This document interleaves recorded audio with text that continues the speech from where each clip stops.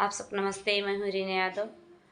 मैं आप सबके बीच में एक विवाह गीत लेके आऊँ। मेरा विवाह गीत कैसे लगा आप सब कमेंट में जरूर बताना। अच्छा लगे तो लाइक करना, सब्सक्राइब करना, शेयर करना ज़्यादा से। जितने माताएं बहनाएं मेरा यूट्यूब चैनल से हमको देख रहे हैं, ज़्यादा से ज़्यादा मेरे सपोर्ट करना। मैं आप सबके सुनाने जा रही हूँ बेटी विवाह। जेठी का बाबा बर खोजे निकले, बेटिया राजली है ठाड़ जी। बेटी का बाबा बर खोजे निकाले, बेटिया राजली है ठाड़ जी।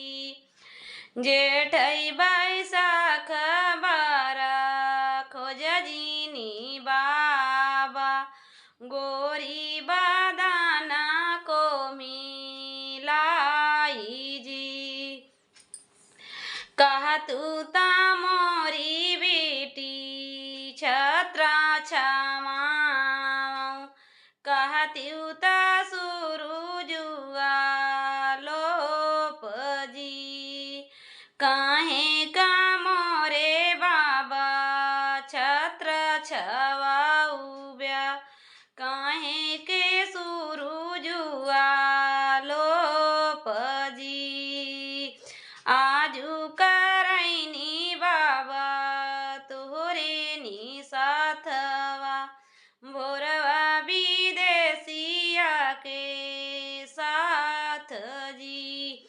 आजू करैनी बाबा तोहरे नी साथवा, भोरवा विदेशिया के साथ जी।